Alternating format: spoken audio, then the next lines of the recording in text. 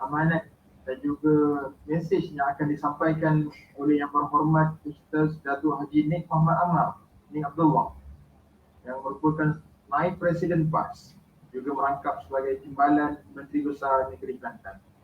Dengan ini seterusnya untuk merasmikan muktamar tahunan Dewan Pemuda PAS Negeri Selangor bagi kali yang ke-55 pada malam ini. Dengan segala penuh takzimnya, majlis mempersilakan. Assalamualaikum warahmatullahi taala wabarakatuh. Alhamdulillah wassalatu wassalamu ala Rasulillah wa ala alihi wa sahbihi wa man tabi'ahu wa wala. Rabbi shrah li sadri wassir li amri wahlul 'uqdatam min lisani yafqahu qawli. Yang dihormati pengurusi majlis, yang berbahagia Timbalan Persujaya PAS Negeri Selangor, Ustaz Syafi'i Bengah yang mewakili Badan Perhubungan PAS Negeri Selangor, yang berhormat Senator IR TS Khairil Nizam, Ketua Dewan Pemuda PAS Malaysia, yang berbahagia Ustaz Hanafi Zulkafli, Ketua Dewan Pemuda PAS Negeri Selangor, Timbalan Ketua, Naib Ketua, ahli-ahli jawatankuasa Dewan Pemuda PAS Negeri, Ketua-Ketua Pemuda PAS Kawasan di Selangor, para perwakilan dan hadirin yang dihormati sekalian. Pertama, saya ucap terima kasih kepada Dewan Pemuda PAS Negeri Selangor yang sudi menjemput saya untuk menyempurnakan majlis perasmian Mesyuarat Agung ataupun Muktamar Dewan Pemuda PAS Negeri Selangor kali yang ke-55 yang diadakan secara hybrid secara maya dan juga secara fizikal. Dan saya mengambil kesempatan ini untuk mengucapkan tahniah kepada Dewan Pemuda kerana berjaya mengadakan muktamar ataupun mesyuarat agung ini, yang mana merupakan salah satu daripada tugas dan kewajipan kita di dalam jemaah. Mesyuarat agung pada kali ini adalah satu mesyuarat agung yang penting kerana melihat kepada perkembangan politik semasa. Kemungkinan besar mesyuarat agung ini mesyuarat agung yang terakhir, dan juga mesyuarat agung sebagai persiapan untuk kita menghadapi pilihan raya umum yang ke-15. Walaupun Perdana Menteri telah mengadakan kita kata persetujuan ataupun MOU dengan pembangkang untuk tidak mengadakan pilihan raya ini kecuali selepas daripada Julai 2022. Tetapi melihat kepada perkembangan politik yang berlaku dalam tanah air kita, tidak mustahil dan besar kemungkinan pilihan raya umum ke-15 ini akan berlaku awal sebelum daripada bulan Julai tahun hadapan. Maka sebab itu sebagai ahli jemaah, kita perlu memanfaatkan mesyuarat agung, bukan hanya mesyuarat agung Dewan tetapi juga mesyuarat agung di kawasan, supaya kita boleh mengukuhkan SOF ataupun organisasi parti sebagai suatu persiapan bagi menghadapi pilihan raya. Pilihan raya yang akan kita hadapi adalah satu pilihan raya yang amat penting untuk menentukan hala tuju dan juga masa depan negara ini. Terutamanya tuan-tuan dan puan-puan yang berada di negeri Selangor Darul Ihsan ini. Kerana Selangor ini, kalau kita boleh sebut, ia merupakan Malaysia kecil, mini Malaysia. Kalau kita menguasai negeri Selangor dan kita berjaya mara dalam bidang politik di negeri Selangor ini, kesannya adalah besar kepada seluruh gerak kerja kita di seluruh negara. Kerana dari sudut politik, saya melihat Selangor ni umpama Malaysia. Umpama Malaysia di segi kedudukan masyarakatnya yang majmuk. Kelantan, majoriti 95%-nya ataupun 98% orang Melayu yang beragama Islam. Begitu juga Kedah majoritinya Melayu, Terengganu majoritinya Melayu. Tetapi Selangor ini komposisi kaum yang ada di Selangor ni hampir menyamai negara kita Malaysia. Walaupun orang Melayu majoriti, tetapi majoritinya bukanlah majoriti sehingga 90 ataupun 80%. Ada bangsa-bangsa dan masyarakat-masyarakat yang lain. Maka sebab itu dari segi gerak kerja politik, apa yang berlaku di Selangor dan apa perkembangan yang berlaku di Selangor sebenarnya memberi kesan yang besar dalam usaha kita untuk menguasai negara pada masa yang akan datang. Dan perkara ini saya sebut beberapa kali sebelum pada ini dalam beberapa majlis dan juga dalam beberapa ucapan saya di negeri Selangor. Maka sebab itu Mesyuarat Agung Pemuda kali ini adalah satu mesyuarat agung yang penting kerana pemuda ini merupakan barisan hadapan ataupun dalam bahasa kita pada hari ini kita panggil frontliners. Sebab kita kebetulan COVID ini keluar istilah frontliners. Jadi pemuda ini di semua peringkat, sama ada di peringkat pusat, negeri dan juga kawasan, merupakan frontliners. Frontliners pasukan depan yang akan menggempur musuh. Dalam tentera kita panggil infanteri. Infanteri ini pasukan yang berada di depan, di garisan hadapan, bertemu dan berdepan secara terbuka dengan musuh-musuh politik kita. Maka sebab itu cabaran yang dihadapinya adalah besar, terutama dalam konteks Selangor ini. Sebahagian daripada cabaran itu telah disebut dalam ucapan Timbalan saya tadi dan juga ucapan Ketua Pemuda Pusat, iaitulah perubahan-perubahan politik. Kita ada Muafakat Nasional dan kita ada Perikatan Nasional. Maka sebab itulah kefahaman asas ahli-ahli kita tentang dua pakatan ini penting.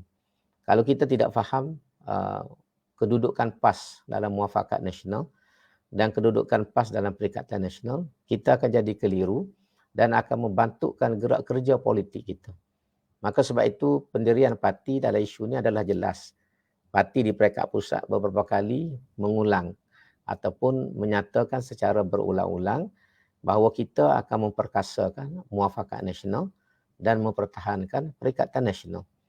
Jadi itu yang penting. Dan peranan PAS dalam konteks hubungan UMNO dengan Bersatu ini ialah sebagai pendamai, sebagai jambatan yang akan menghubungkan dua parti yang ada sejarah yang negatif. Kita faham perasaan yang ada di kalangan kawan-kawan kita dalam UMNO kerana hubungan mereka dengan Bersatu ini. Tetapi kita cuba mencari jalan supaya perkara-perkara yang negatif ini boleh kita letak ke tepi untuk kita menghadapi dan juga untuk melaksanakan agenda dan juga maslahat ummah yang lebih besar pada masa akan datang. Itu yang penting. Maka sebab itulah kalau orang tanya, PAS ni nak duduk di mana? Nak duduk dengan Muafakat Nasional ke ataupun dengan Perikatan Nasional? Sebenarnya kita mahu bersama-sama dengan kedua-dua parti ini. Kedua-dua parti ini. Walaupun dua parti ini tak boleh duduk sekali, tapi biarlah kita ni menjadi jambatan. Dan kalau kita tidak boleh bekerjasama ketiga-tiga parti politik ini, biarlah kita boleh mengelakkan pertembungan dalam pilihan raya supaya tidak mencetuskan kerugian kepada perjuangan orang Islam dan orang Melayu di Malaysia dan memberi peluang kepada Pakatan Harapan untuk menguasai negara ini. Jadi ini yang penting dulu untuk kita hadapi, yang kita faham. Kemudian isu yang kedua, saya nak sebut secara reka-reka saja. Yang kedua, cabaran besar yang kita hadapi dalam negara kita pada hari ini ialah kemunculan generasi baru yang dalam istilah pilihan raya kita panggil generasi milenial, iaitu mereka yang berusia 18 tahun ataupun kita panggil pengundi-pengundi muda ini. Yang jumlahnya sekitar 5 juta mengikut rekod yang terbaru. Walaupun SPR sebut ada 5.8, tapi 5.8 juta ni termasuklah mereka yang tidak pernah mendaftar. Walaupun usianya mungkin 40, usianya mungkin 50 dan ada kes itu usianya sudah 100 tahun lebih. Tetapi dia tidak pernah mendaftar sebagai pengundi.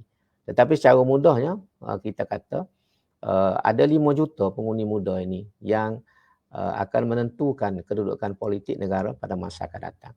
Dan ini salah satu cabaran yang besar. Kerana generasi muda yang ada ini, mereka ni tidak sama dengan pemikiran orang seperti saya yang sudah berusia dan orang lain ini, kerana mereka tidak terikat dengan parti mereka tidak terikat dengan ideologi politik yang tertentu.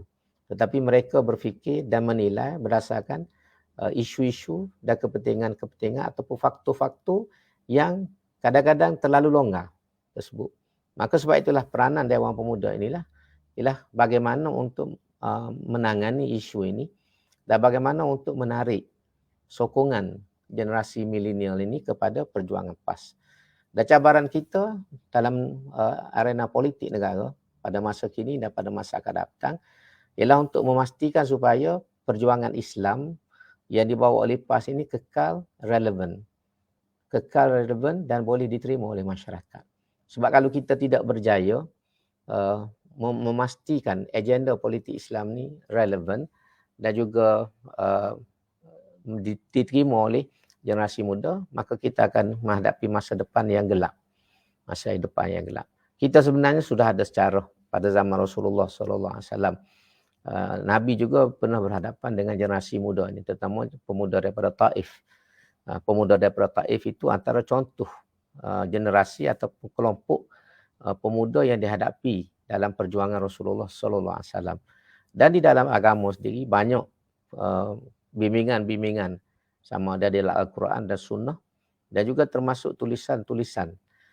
Cuma yang penting kepada kita, dan ini berkait dengan persiapan kita. Bagaimana kita pemuda ni nak berperanan dalam suasana politik yang ada pada hari ini. Jadi ada kaitan antara persiapan diri kita dengan cabaran yang kita hadapi. Oleh kerana cabaran yang kita hadapi pada hari ini, cabaran yang berbeza, maka persiapan kita juga mestilah berbeza daripada generasi yang sebelum. Daripada generasi macam saya, generasi yang dulu pada saya, yang kita panggil mungkin kita kata orang tua. Generasi tua ni zaman tu berbeza. Persiapan pada waktu itu berbeza. Isu yang kita mainkan, yang kita bawa juga berbeza. Tapi zaman sekarang ni zaman yang berbeza. Maka sebab itulah pemuda mesti pertama melengkapkan diri mereka. Melekatkan diri mereka dengan ilmu. Asasnya ialah ilmu agama. Sebab tu jangan ada di kalangan kita ni orang yang tidak memahami asas-asas agama dengan mantap. Lebih lagi bila kita menjadi pemimpin. Itu yang paling penting. Bila kita nak jadi pemimpin, kita mesti ada kefahaman asas yang mantap tentang agama kita. Supaya kita boleh melihat perkembangan dan juga isu ni dalam perspektif yang betul. Kalau kita tidak ada kefahaman yang mantap terhadap agama kita, kita tidak dapat melihat perubahan-perubahan yang berlaku dan isu-isu yang berada di hadapan kita tu dengan perspektif yang betul. Kita mungkin akan terpengaruh dengan idea-idea dan juga pandangan-pandangan yang lain. Jadi sebab itu asas ini penting. Keilmuan Islam, kefahaman terhadap agama ini. Supaya bila kita melihat apa-apa pun dengan perspektif Islam. Perspektif Islam. Dan inilah antara masalah yang dihadapi oleh generasi muda yang ada pada hari ini.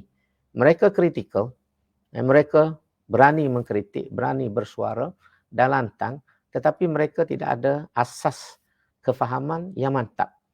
Jadi sebab itu kadang-kadang kritikan mereka, suara yang mereka bangkitkan itu menimbulkan kekeliruan. Bukan hanya kepada mereka tapi juga kepada orang lain. Jadi ini yang penting. Jadi sebab itulah kita mesti membina tradisi ilmu. Kita tidak boleh lagi berjuang dengan semangat. Dulu 10-20 tahun lepas kita boleh berjuang dengan semangat saja. Tetapi hari ini cabaran besar bukan cabaran semangat, tetapi cabaran ilmu, cabaran intelektual.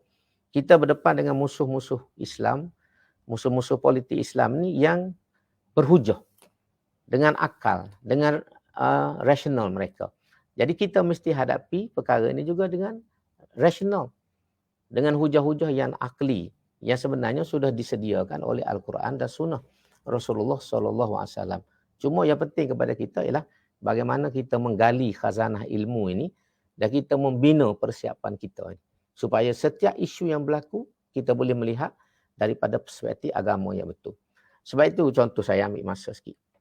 Contoh kalau kita baca tulisan-tulisan biasa tentang Islam dengan tulisan yang ditulis oleh tokoh gerakan Islam, terutamanya di sebelah Asia kita ini, ialah Abul Ala Maududi.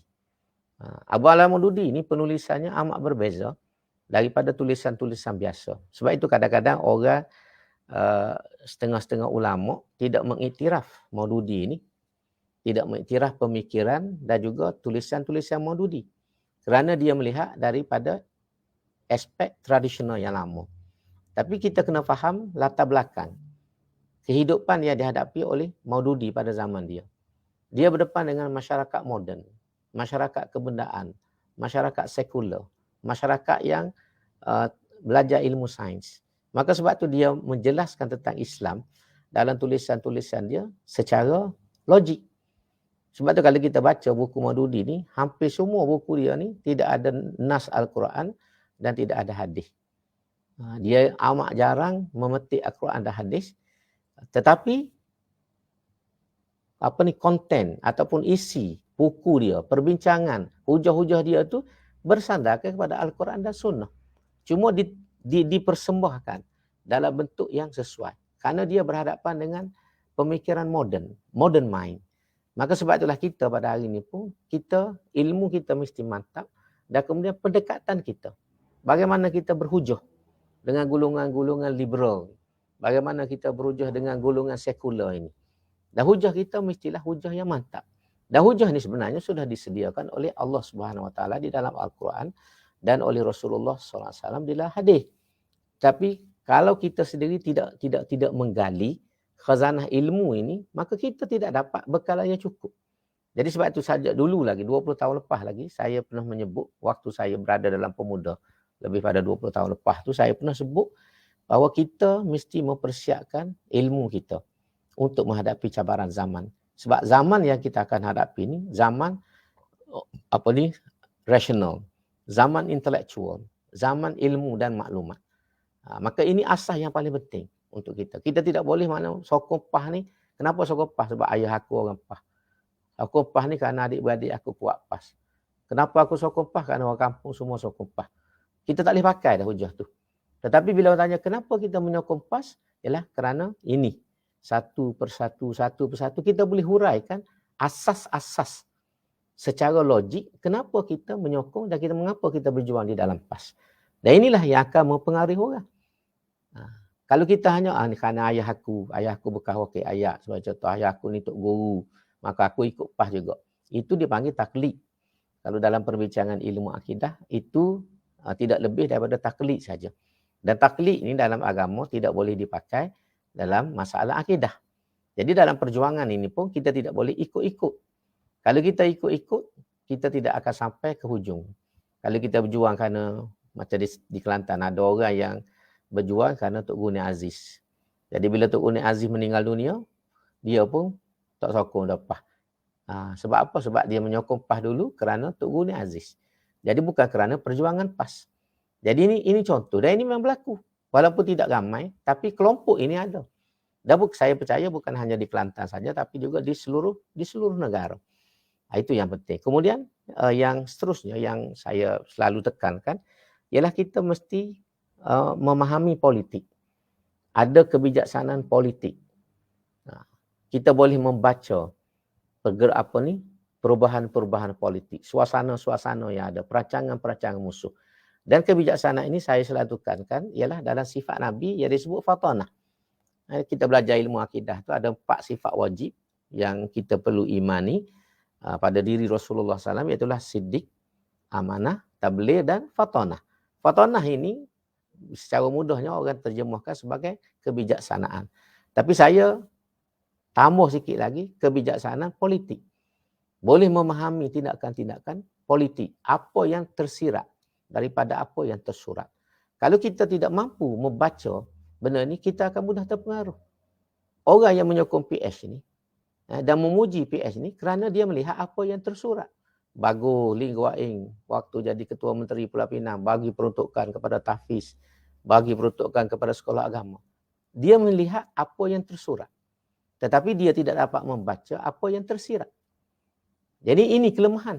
Jadi biarlah kita boleh membaca apa yang tersirat. Bukan hanya melihat apa yang tersurat. Orang Melayu kata sekilas ikan di air, sudah tahu jantan betinanya. Itulah kebijaksanaan politik. Sebab kata-kata dan tindakan ni boleh dibuat untuk mengelabukan kita, untuk mengelirukan kita. Tetapi niatnya lain. Orang Arab kata kalimatu haqqin urida bihal batil.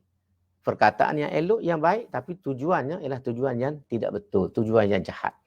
Jadi ini yang kita kena faham. Yang kita kena lihat perkara ini. Kalau kita tidak ada kebijaksanaan politik ni, kita juga akan terpesona. Kita agak terpengaruh dan kita akan anggap, oh apa yang dibuat oleh musuh politik kita itu betul. Sedangkan tujuan mereka buat itu ialah untuk semata-mata hanya untuk memancing undi. Bukan atas dasar kejujuran dan juga untuk tujuan yang benar. Jadi bacaan-bacaan politik seperti inilah yang perlu kita fahami.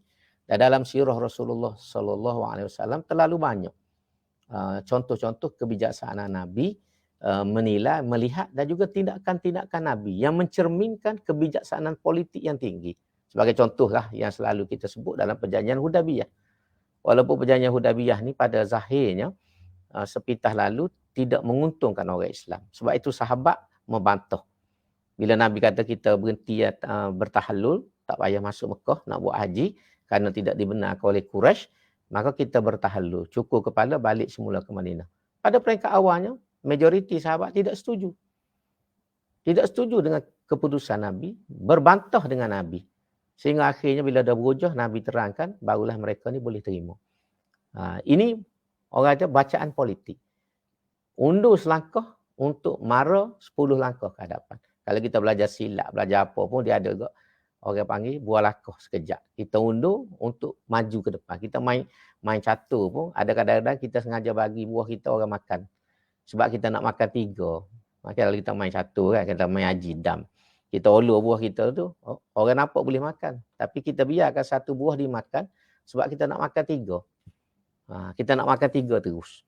Jadi dalam politik ni pun ada tindakan seperti ini. Dan inilah yang dilakukan oleh parti kita. Kalau kita tidak faham ini, kita sendiri mungkin mempertikaikan keputusan-keputusan parti. Pendirian presiden dan juga PAS pusat. Kerana kita tidak memahami benda ini, kita melihat apa yang tersurat saja, kita tidak membaca tujuan-tujuan di sebalik daripada tindakan. Jadi Nabi telah membuktikan benda dalam peristiwa Hudaybiyah tersebut. Dah banyak lagi kalau kita nak ambil contoh. Waktu Nabi hantar Usamah bin Zaid jadi ketua tentera. Usamah pada waktu itu baru berusia 18 tahun. Di bawah Usamah tu ada Abu Bakar, ada Umar, ada Ali, ada Osman, ada Abu Ubaidah. Yang lebih tua, yang lebih berpengalaman daripada Usamah. Tapi Nabi memilih Usamah menjadi pemimpin kerana perhitungan politik. Kerana ayah Usamah tu Zaid bin Harithah ni mati terbunuh dalam peperangan itu. Jadi melantik Usamah ni memberikan satu motivasi yang kuat kepada Usamah ini untuk berjuang. Untuk berjuang membela kematian ayahanda dia. Dan kemudian nak mendidik orang Islam ni supaya mematuhi pemimpin walaupun pemimpin itu lebih muda daripada dia dalam peristiwa ini. Walaupun Usamah tu lebih muda tapi dia adalah pemimpin dan sebab tu bila Sayyidina Umar dilantik menjadi khalifah, Abu Bakar dilantik menjadi khalifah, dia minta izin dengan Usamah. Minta izin dengan Usamah untuk tidak pergi berperang. Walaupun dia khalifah, tapi kerana dia tentera di bawah Usamah bin Zaid, dia minta izin untuk kekal di Madinah kerana untuk menguruskan negara selepas kewafatan Nabi. Dan dia minta dengan Usamah ni supaya beri kebenaran kepada Umar kekal di Madinah bersama-samanya membantu Abu Bakar ni mentadbir negeri pada waktu itu. Jadi ini antara contoh-contoh pengajaran yang kita boleh ambil daripada peristiwa-peristiwa ini. Jadi kita hari ini pun kena belajar untuk menjadi matang dan bijaksana membaca langkah-langkah dan juga percaturan politik musuh. Supaya kita sendiri pertama kita boleh faham keputusan-keputusan yang dibuat oleh pimpinan kita sendiri dan kemudian kita boleh berhadapan dengan musuh dan tidak termasuk dengan dalam perangkap yang mereka pasang. Jadi ini kemudian yang ketiga yang saya nak sebut selain daripada benda ni ialah sesuai dengan suasana yang ada dan perkembangan yang ada. Maka kita sendiri mesti melihat program-program. Mesti melihat program-program yang sesuai dengan generasi muda yang kita nak hampiri ini. Apa pendekatan yang kita nak ambil.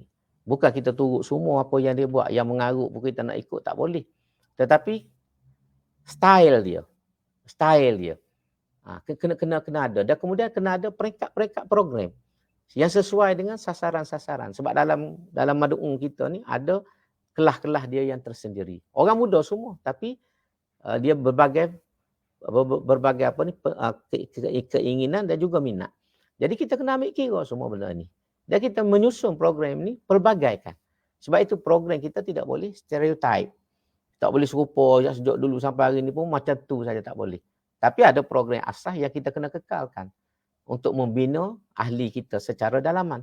Tetapi mesti diimbangi dengan program-program dan pendekatan-pendekatan baru. Hujah-hujah kita.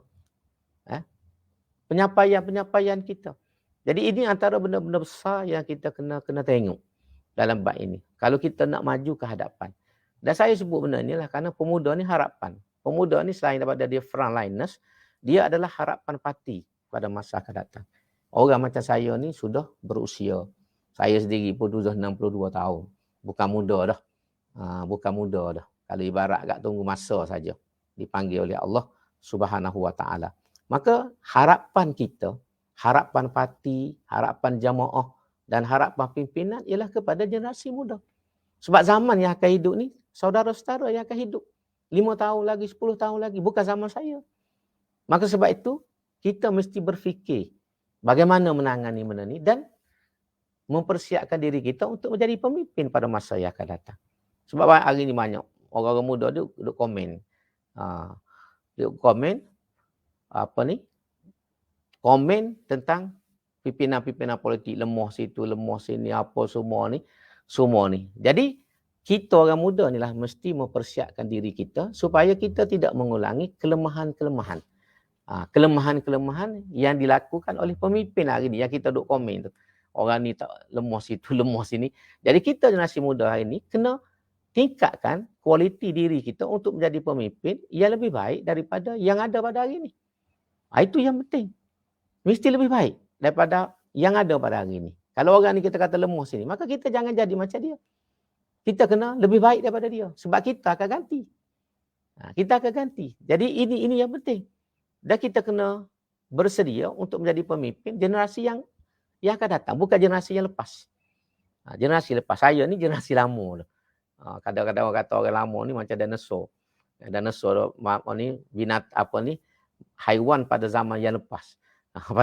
Jadi yang zaman sekarang ni, zaman yang akan datang ni, tuan-tuan dan pemuda-pemuda inilah yang menjadi taruhan kita. Sebab itu ada orang bijak pandai menyebut, dia kata kalau kita nak tengok masa depan sesebuah negara ataupun satu bangsa, maka kita lihat kepada generasi muda yang ada dalam masyarakat dan dalam negara tersebut. Sebab generasi muda inilah yang akan menjadi pemimpin pada masa yang akan datang.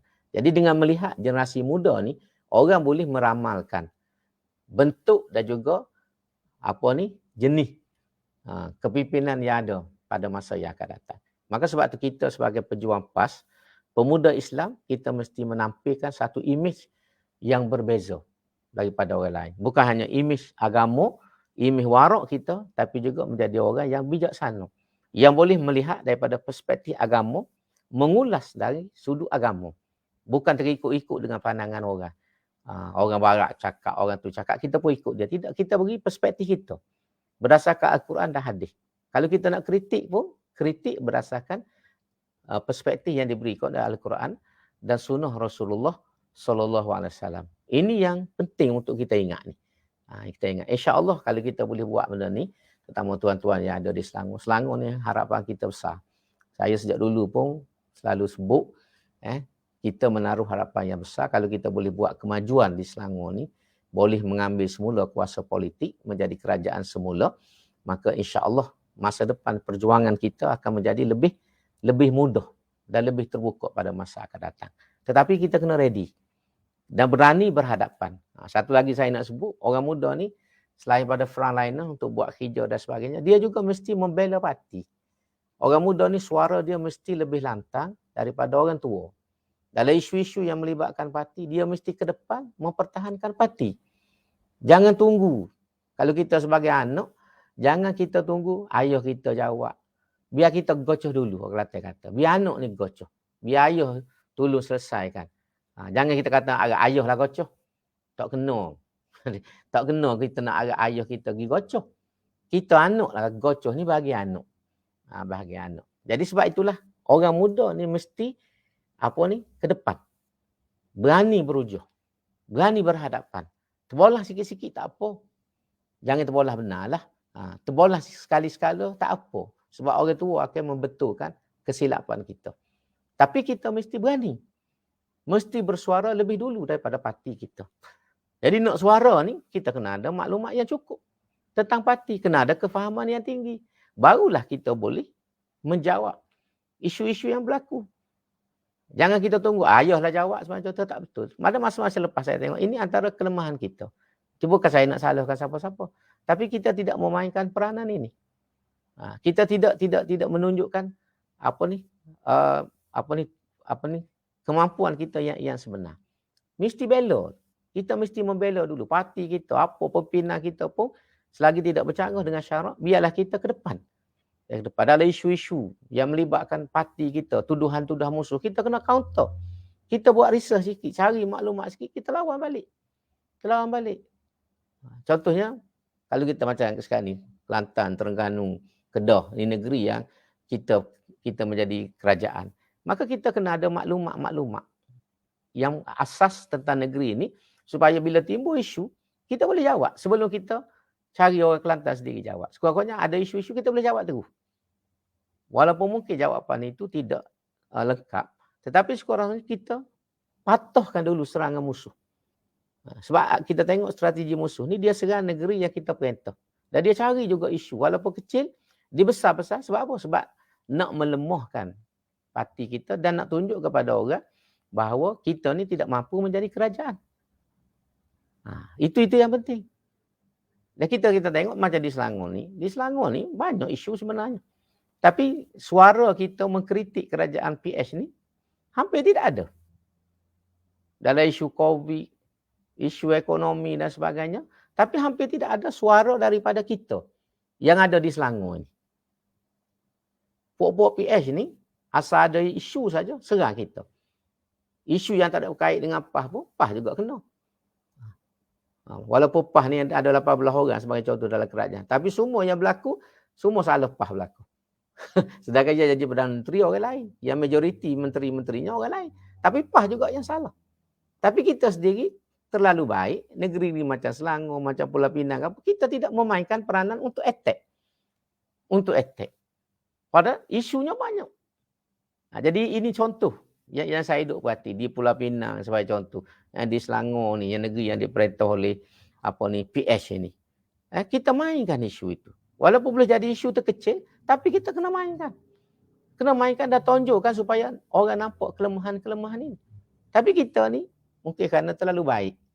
Kita terlalu baik, tak nak bergaduh dengan orang. Orang pukul pun senyum. Akhirnya kita terduduk. Tak nak jawab, tak nak balas.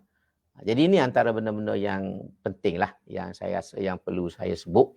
Yang saya tidak nak panjangkan kerana tadi pun ada 2-3 orang pimpinan telah sebut.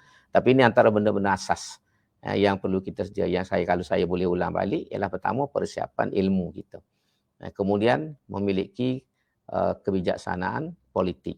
Dan yang ketiga ialah mempelbagaikan program sesuai dengan sasaran ataupun mad'u dalam dakwah kita, terutamanya generasi yang kita panggil generasi milenial ni. Dan insya-Allah Selangor ni kalau kena rayanya, kita boleh ambil dalam pilihan raya akan datang dan kita boleh menjadi kerajaan semula, insya-Allah. Jadi itulah yang saya nak sebut secara ringkas pada malam ini, sebab ada beberapa cara lain dalam atur cara itu. Dan saya tidak mengambil masa. Saya ucap terima kasih sekali lagi kepada Dewan Pemuda PAS Negeri Selangor dan juga kepada semua perwakilan yang hadir pada malam ini dalam muktamar yang ke-55. Mudah-mudahan boleh membuat rumusan yang terbaik kepada kita. Dan dengan ini saya rasmikan Mesyuarat Agung ataupun Muktamar Dewan Pemuda PAS Negeri Selangor kali ke-55 dengan ucapan Bismillahirrahmanirrahim. Siru ala barakatillah. Wassalamualaikum warahmatullahi wabarakatuh. Waalaikumsalam warahmatullahi wabarakatuh.